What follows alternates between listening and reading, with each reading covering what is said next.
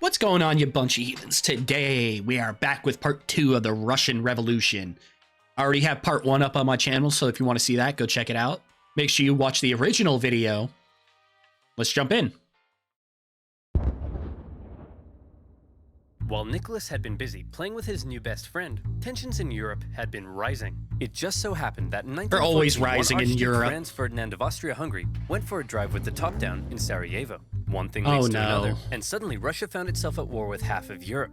A wave of patriotism swept through Russia. The capital was renamed to Petrograd because St. Petersburg sounded a bit too German. Even revolutionaries were getting on board. To them, World War I was a big stinky imperialist war.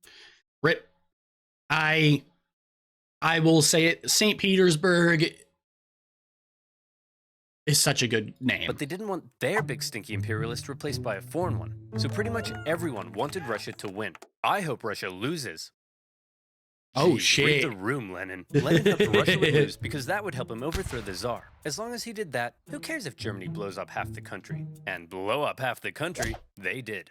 An inefficient Tsarist government meant there were shortages of just about everything you need to fight a war. And if losing a teensy-weensy war with Japan upset the people, losing a giant Wyatt war like this was much worse. Soldiers were deserting, the economy was imploding, and in no time, Russia was starving. The peasants were getting more peasanty, the workers were getting more workery, all the while Germany was getting more Germanery. Dmitri, we need to win this war. I need someone with a great military mind to step in and take control. You're right. How about General Hickenlooper? How about me? You can't run the war. Come on, Nick. Who'll be in charge of the country while you're gone? Obviously, my German wife and a homeless wizard.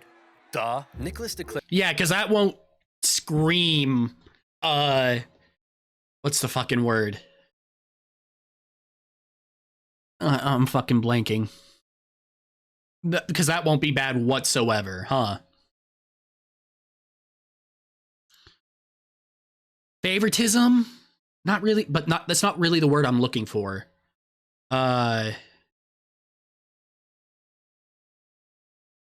Unbiased, I guess? That's not an unbiased view. Himself commander-in-chief and went to the front lines, leaving his German wife in charge while they were fighting the Germans. It wasn't a good look. And because Alexander was so close to Rasputin, people believed that he was actually calling the shots and secretly destroying Russia, and maybe even boinking her. An even worser look. At this they were definitely fucking. Considering, like, one of the biggest fucking things about Rasputin is the fact that he was very well known to have a large cock. Like, not really surprised. A bunch of nobles just couldn't take it anymore. Rasputin is destroying the country. We have to break his magic spell over the Tsar. But how? He's magic.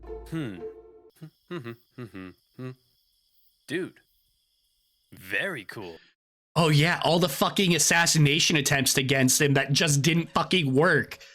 Because he microdosed poisons to make himself immune. He survived getting shot, I want to say. Hey, like a whole bunch of shit. The sexy party is running a little late, but in the meantime, why don't you try one of these totally not poisoned cakes? Dude, why'd you say it like that? He's totally gonna know they're poisoned now. Shut up. I said they're not poisoned. Damn, homie just ate all that shit. So much poison. How is he still alive? It must be the magic. Go with plan B. Yep, still didn't work. See, Boris? I told you he was the Antichrist and you didn't believe me. Can you shut up for 1 minute and help me roll him up? Are you sure he's dead? Motherfucker is unkillable. Charity auction right now. Can we get this over with? Ooh. Okay, now he's dead. The murder of Rasputin, just like his life, is shrouded in mystery and speculation. He probably didn't really die like that, but he also probably didn't really heal people. He probably didn't influence the Tsar as much as people thought. He probably wasn't secretly destroying the country. No, I do think maybe not to the extent that a lot of people think, but I do think he was definitely influencing the Tsar through the Tsar's wife. Is honestly what I think. What he definitely did do, even in his death, was ruin the Tsar's reputation. Russia's autocracy looked more outdated than ever, and the Russian people were taking notice. To be fair, wasn't doing super great in it by himself either way. Come on, men. Remember what we're fighting for. Yeah, no. We're out. World War I left Russia broke, hungry, and exhausted. And with Nicholas acting as commander-in-chief, he was getting even more blame. For the second time, Russia was on the brink of revolution. By 1917, Russia had been fighting a war it couldn't afford for 3 years. They were running out of many things, most worryingly, food. On International Women's Day, big 1917, issue. thousands of hungry women in Petrograd were so sick of being hungry that they took to the streets. And it turns out it's not just women who experience hunger, but men too. So the next day they joined in as well. Yeah, imagine that. Gatherings on the streets were forbidden, but I'm not sure how you'd arrest 250,000 people. The crowds demanded an end to the war, an end to food rationing, and even an end to the Tsar's autocracy. Now, normally the troops would deal with this kind of thing, but as it turns out, soldiers get hungry too, and they were also tired of having to kill their fellow Russians so much. So entire regiments invaded in the capital, and they big fucking issue with that, isn't it, huh? Just, yeah, why would I want to fucking constantly fucking have to kill my fellow countrymen for a government that doesn't give a fuck about me, for a leader that sure as fuck doesn't give a fuck about me, and is also just fucking incompetent? joined the crowd like, not a big fucking trashing surprise. the Tsar and his autocratic regime. Things were escalating very quickly. Liberal politicians watching the riots in the streets had long been dissatisfied with the Tsar, since he would shut their parliament down anytime they did something he didn't like. They believed the only way to bring stability back to the streets was for Nicholas II to abdicate. The riots continued. The police fired on soldiers. Soldiers fired on soldiers. The workers re-established the Petrograd Soviet. Politicians began arresting the Tsar's ministers. He may have been an autocrat, but he just lost complete control of his capital city. Talk about embarrassing. Nicholas, not good the troops have turned whatsoever. against us. The people have taken over the city. They've even cut my phone line. Hello? Hello? The phones are down. Things must be bad. I'd better go back there. Nicholas hopped on the next train back to Petrograd, but he never made it to the city. His train was met by military generals and other politicians. What's going on? Nicholas, look man, we need to talk. It's not you, it's us. Who am I kidding? No, it's definitely you. During the whole crisis in Petrograd, the liberals convinced the generals that if Nicholas abdicated, the people would calm down, and the generals were on board. They didn't have time to quell the chaos, because don't forget, they were still losing a global, all-encompassing war against the Germans. And with the military no longer on his side, Nicholas had no choice but to step down. Throughout his entire reign, he had done everything he could to keep all the power for himself. And in the end, that's exactly what left him with none. But then there was a big question. Dude should have just been fucking... replace Nicholas? Well, his son Alexei was next in line. Hey buddy, Daddy couldn't handle the complex socioeconomic problems of a giant multinational, multi-ethnic empire that's engaged in total war with all of Europe. You think you could give it a shot? Alexei just wasn't ready to be Tsar. No. Nicholas did have a brother, but given the state of the Nicholas himself wasn't ready to do it. And with it, not only is his son extremely sick all the time, sure, no matter what Nicholas taught his son, it wouldn't be enough. So, I mean, what can you do? Empire, he wasn't keen either. And so, 300 years of Romanov rule in Russia just kind of came to an end. The earlier 1905 revolution hadn't changed much, but this new revolution had left Russia without a Tsar. And still, before the year was over, there would be one more revolution left to come. Nicholas's failure as commander of the armed forces was the final straw that broke the camel's back. Do you think maybe you could have done any better? Well, guess what? It's time to find out. Honestly, I don't fucking know. Maybe. In Rise of Kingdoms. Rise of Kingdoms. I believe this is still an older video. Oh, yes, so I'm just going to skip Rise of Kingdoms. Into a great empire. Now, where was I? Oh, yeah. Hungry woman, absolute chaos, and the end of the Tsar. Oh, hey guys, says here there's been a revolution, and the reign of the Tsars has ended. Oh, come on, I missed another one? Why am I even in this video? Well, it's not like you could have done anything, as long as... I mean, I hate to tell you this, Lenin, you're a big reason for how Russia is today. As there's a world war, you can't get back to Russia. Who wants to start a revolution? Dang it! Despite getting rid of Nick, Russia was still at war with half of Europe. The Germans, however, had an idea. They thought that if they helped Lenin get back, he would cause trouble for the new Russian government. So they put him on a train, destination, Petrograd.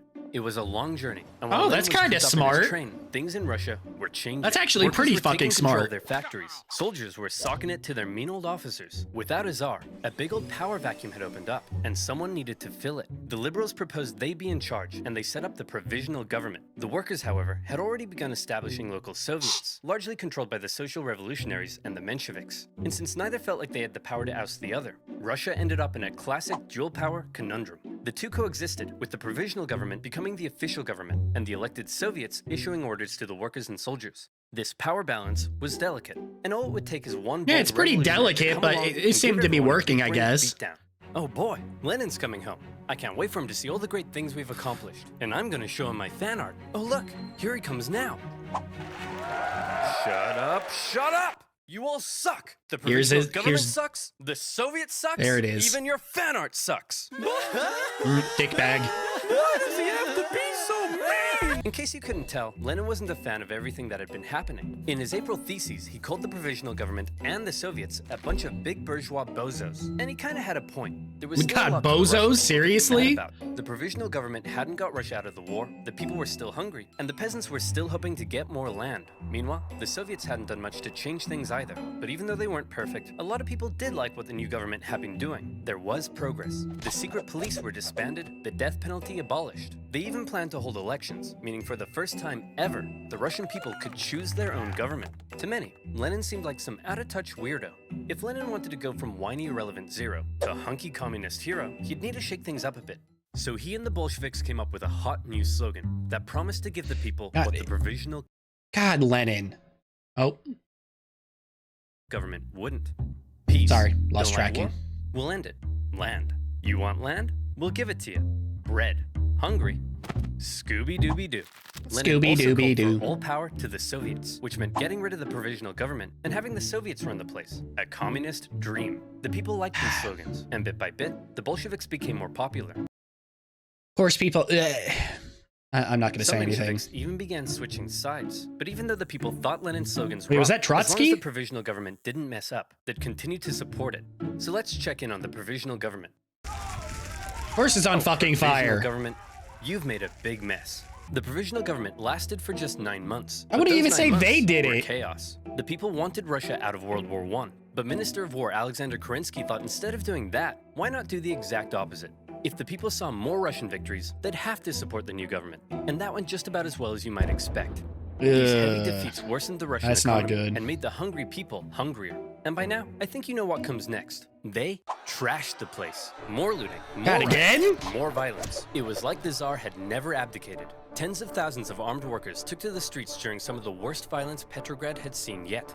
And in response, Kerensky called in the troops, who opened fire on the demonstrators. For now, Lenin and other Bolshevik leaders wanted to distance themselves from the violence, but the crowds marched under Bolshevik slogans, and as a result, Lenin, you're the one who started this shit. You can't distance yourself, you fuckboy. Kerensky, now the prime minister, took the opportunity to stamp down on the Bolsheviks. Their leaders were arrested. Lenin was accused of being a German agent, and he was forced to flee to Finland. I mean, he kinda This was. sucks! Now I'll never get to have my revolution. Why are you wearing a dress? It's a disguise, idiot! And it makes me feel pretty. Kerensky had successfully dealt with the violence, but he just couldn't catch a break. This increasing support for more extreme forms of socialism, along with the poor handling of the war, alarmed traditional liberals and bougie business boys. To appease them, Kerensky decided to promote a military legend to Supreme Commander of the Armed Forces, someone who hated the revolution, loved the death penalty, and was devoutly anti-socialist, General Kornilov. Hey man, thanks for the promotion. That was real swell of you. Of course, with you by my side, who would dare try to overthrow me? How about me?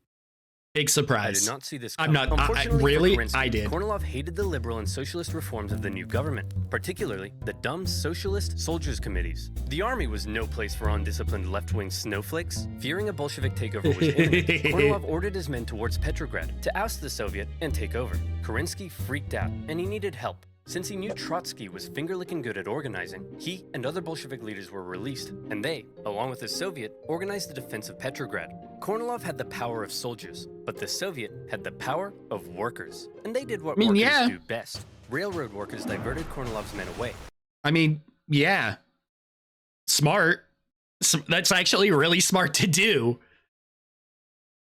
If you have Like, if you have the fucking manpower and whatnot to do that, then why wouldn't I use it? It's like, well, fuck.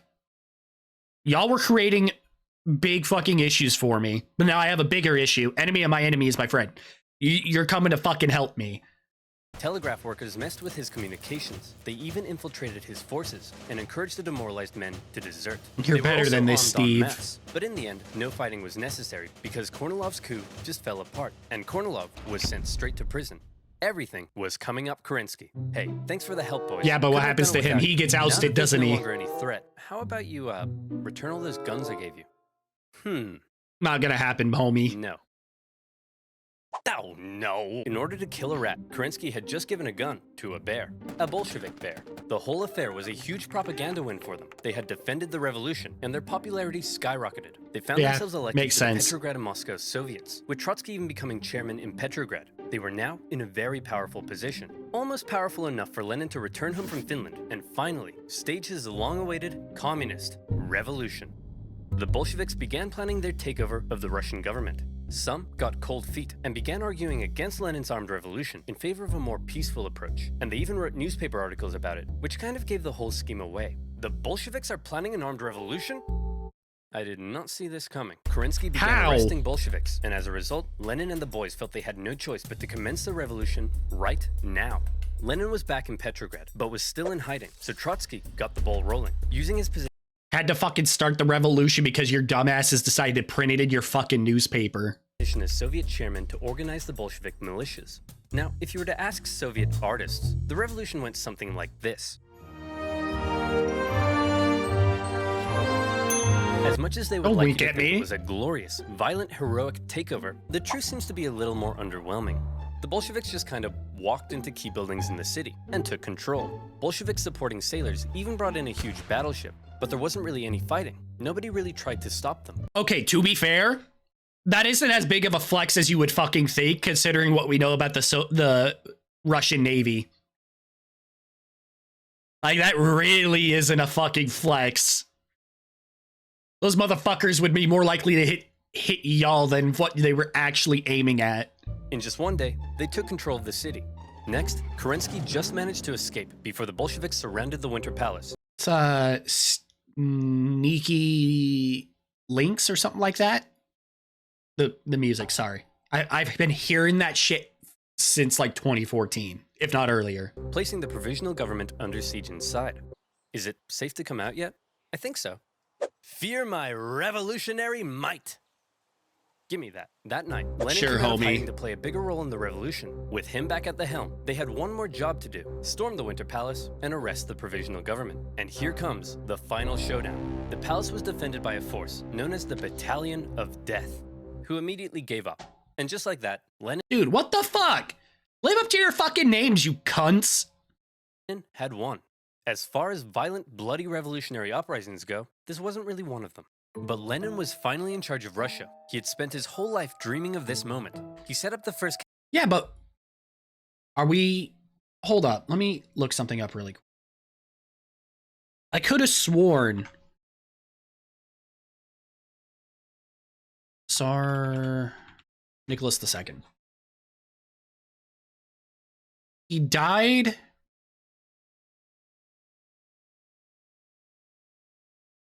Yeah, he was murdered in the palace. Or no, in his home. Yeah, so which the October Revolution, which...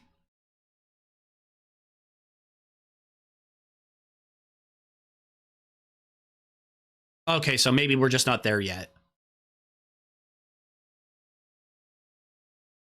Because his entire fucking family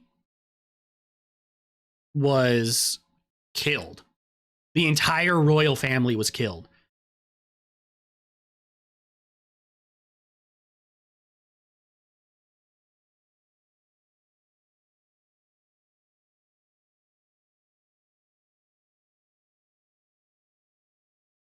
Except... What was it? Anastasia was one that like disappeared, but they weren't actually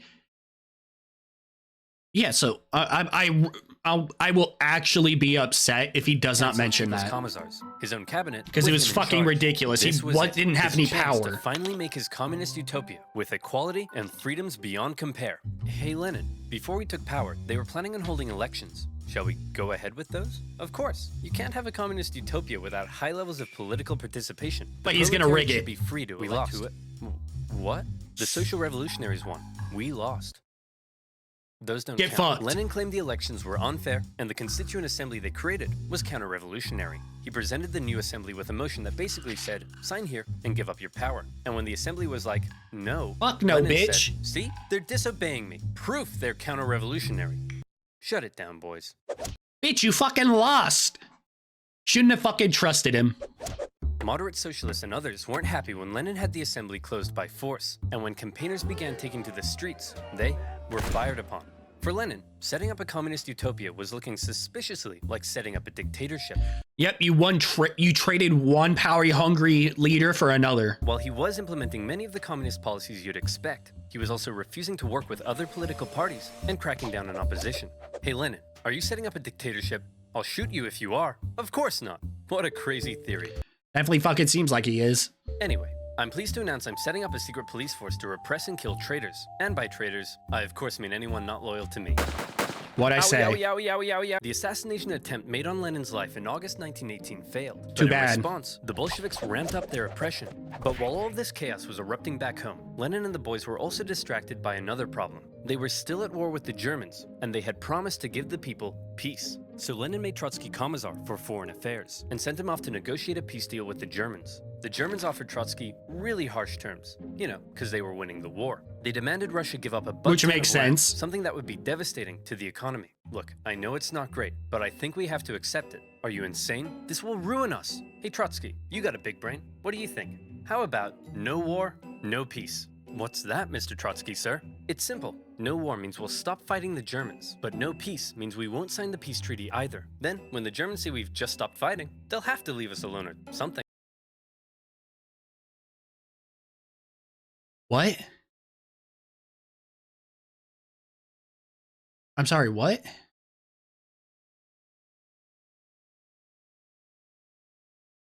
How does that make any kind of sense?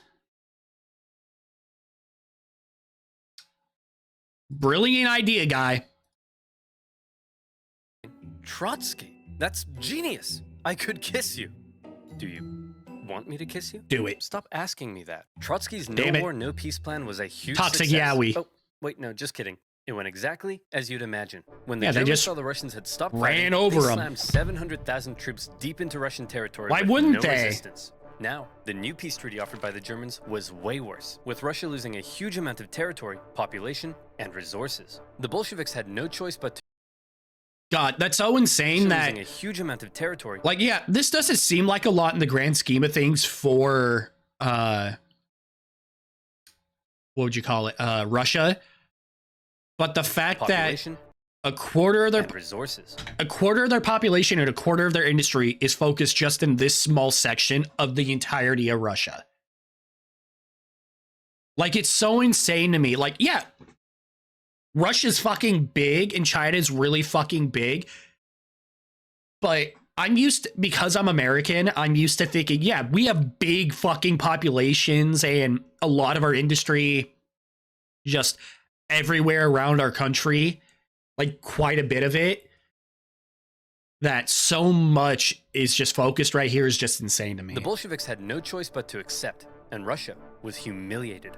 With As you Petrograd should now in be. an exposed position, Lenin moved the capital to Moscow, just in case. Things really weren't going well for Lenin, Smart. and many people were extremely unhappy with the Bolshevik government and its actions. I wonder Lenin, why. You've pissed off so many people that they've united against you. We're under attack. Relax, we always expected some counter-revolutionary pushback. I think we can handle a few angry monopoly men. But Lenin, it's not just the monopoly It's the men. people. Okay, who are we up against? Well, the liberals, the social revolutionaries, national separatists in Poland, Finland, the Ukraine, independent warlords setting up chiefdoms, anarchist rebels, the Green Peasant armies, the Cossacks, the Caucasian states, the Baltic states, the British, the French, the Americans, and the Japanese. Oh, and a legion of Czechoslovakian soldiers seem to have taken over the Trans-Siberian Railway and stolen all the imperial gold reserves. Fuck How could yeah! this get any worse? Oh, and it says here your mother-in-law is coming to stay. No! Lenin was married? A variety of I didn't know anti-Bolshevik that. forces had united together to topple Lenin's government, and Russia descended into a full-blown civil war. Now, the Russian Civil War was extremely intricate and would really need its own video, but essentially, the anti-Bolshevik I'd watch it. movement gained control of vast, underdeveloped areas, while the Bolshevik Reds controlled the industrial heartland. Using this to their advantage, along with the surprising military genius of Trotsky and the shocking disorganization of the White Army, the fortified Red Army gradually came out on top. It was an absolutely brutal conflict, with both sides committing horrendous atrocities. To maintain order at home, the Bolsheviks began the Red Terror and the secret police. Standard Russian shit of committing Would atrocities. execute tens of thousands of suspected traitors. No one was safe from the violence, not even Nicholas himself. Oh, here we You've are. probably been wondering what Nicholas has been up to this whole time. Well, after his abdication, he and his family were placed under house arrest. At first, they were allowed to live in their usual luxury, but after Lenin took over, their conditions worsened. The Bolsheviks were just holding on to Nick until they could work out what to do with him, but the Civil War Just let the complicated fucker things. The go. last thing they wanted was for Nick to be freed by Honestly, should have gone to like, should have fucking tried smuggling your family out, buddy. Go visit one of your fucking cousins you were just in a war with. Like, I mean, you were on the same side as Britain. I'm sure you could go visit your cousin over there. armies. And so, to stop this from happening, Nicholas's I don't see why Bolshevik he'd- guards decided to act. It's not entirely certain whether Lenin ordered it, or if the guards were acting on their own volition. Rip. But on July 17th, 1918, with White armies approaching, they woke Nicholas and his family in the middle of the night and brought them into the basement. There, a drunken squad of Bolsheviks murdered the entire family. God, Nicholas, so fucked the up. last Tsar, once one of the most powerful men alive, had met a brutal end. But after years of fighting, Like, I'm sorry. family, I don't care who the fuck you are, whether, like, what side you're on. How do you...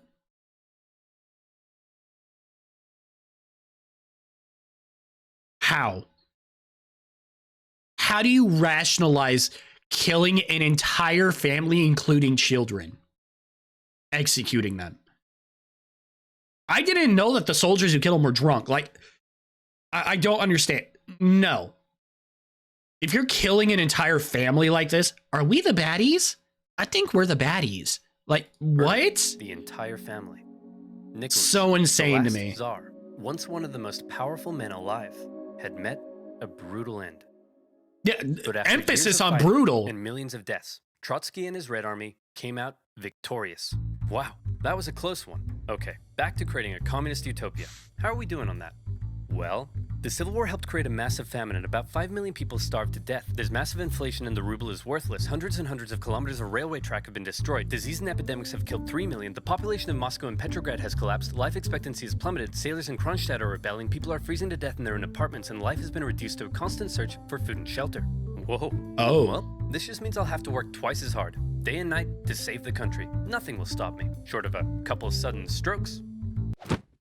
Get the doctor. One thing you have to keep in mind is that everything I've been talking about, the Civil War, Too the little, too assassination late. attempt, and Lenin's struggle to maintain control at home, were all happening around the same time, and it must have been extremely stressful. Lenin God. began getting headaches, insomnia, I'm sorry, I just started thinking, like, I want a, maybe, I think Stakui's done this on, like, Hearts of Iron. I need to see an alternate history on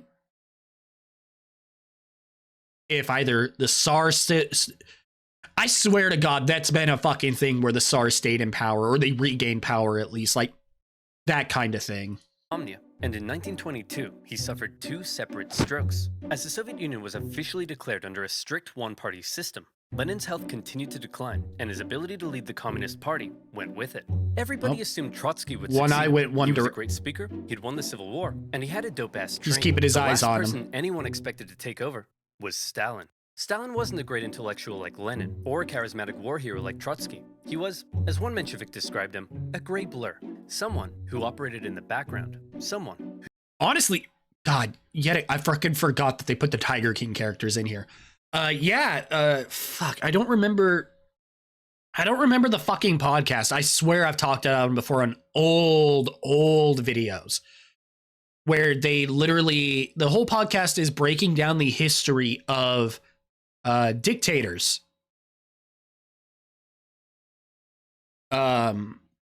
Really good fucking podcast. The Stalin one was super interesting. They have like an 8 or 9 part series on Hitler alone. The Saddam one was pretty good, like really good. His story is either way, Stalin's story is absolutely insane. Who you might not even notice, but it was in the background that Stalin would rise to power. Here's how it happened. Yeah, after the revolution, all the he wasn't a front runner, but homie maneuvered himself and got I don't even want to say power, just like I'm trying to figure out how to word this. Favors and whatnot to put him in the position to take power. Bolsheviks hoped to get a cool job in the new government. What did you get? Commissar for War. Sweet. What'd you get? Secretary. Yep, secretary, which is why the leaders of Russia, after he took power, started the Soviet Union, were referred to as the secretary. God, what was it? Was it Secretary of State or something like that? It's something along those lines. Stalin was made general secretary for the Communist Party. It wasn't what he wanted. Yes, Stalin it's something along those realized that lines. even though it wasn't fancy, it was a powerful position. As secretary, he had the power to give people jobs within the party. So he would give jobs to all of his pals, who in turn would give him their support. The more pals he gave jobs, the more power he got. The more power he got, the more pals he got. Lenin may have been Very smart. wall-to-wall strokes, but he was still involved in the party, and he was taking notice. He wasn't a fan of Stalin abusing his I don't know why. strokes, but he was still involved in the Him just smacking his fucking face on the ground is fucking hilarious to me. party, and he was taking notice. He wasn't a fan of Stalin abusing his position or insulting his wife to her face. Lenin knew he couldn't let Stalin take God, I over, forgot he but did by this that. stage, he was just too sick to fight it. Hey man, tell whoever's in charge of giving people jobs not to let that jerk Stalin become the next leader. By the way, who did I put in charge of giving people jobs? That Stalin. would be Stalin, sir. Bleh. Bleh. Whoa. Deja vu. Lenin's last wish was to not let Stalin take over, but by the time he died, Stalin was too powerful to remove. He had his remaining opponents arrested or killed. Trotsky was banished and fled to Europe. Eventually, he would be assassinated by Soviet spies in 1940. Poor Trotsky. Well, not really. But you know what I mean. Homie put in so much fucking work just to get fucked Dear over. comrade Lenin has died. We should have a state funeral. No. Let's mummify him and put him on display so people can look at his dead body forever. That's gross. You're gross. Guards, kill him. Lenin had waited so long to take control in Russia. God, But he that's never right. I got to forgot see he his did communist this. utopia. His short time in charge was spent dealing with the destroyed Russian economy, World War I, and the Civil War. He was cruel and merciless, but he really did seem to believe communism would make Russia a better place. Stalin, on the other hand, would take the Soviet Union down a different path. If you thought Lenin was a tyrant, well, you ain't seen nothing yet, girl. No, you really fucking haven't. God, I forgot. Like, I will give Lenin that at least. At least he, like, legitimately was like, no, this will make it better. Stalin just used it for his own fucking purposes. But, like Fat Electrician fucking says, it is... I mentioned the last one. Perfect on paper, people fuck it up. Very fucking easily. Even if Lenin stayed in power and whatnot for as long as he could, I highly doubt it would have made much of a difference. A secret police state, a rapidly militarizing superpower led by a paranoid man who deeply distrusted the West, would see the world come to the brink of nuclear annihilation. That's right, I'm talking about The Cold War. Remember to click the link in the description below. I think we have our next series to check out. I don't know if I ever did, but that's our next series to check out. Well, that was Oversimplified Russian Revolution Part 2. That was good. I really enjoyed that. Not really that much of a surprise. Honestly, I usually enjoy their shit quite a bit. Make sure you check out the original. It's linked down below. Like, comment, subscribe. Take care of yourselves. See ya.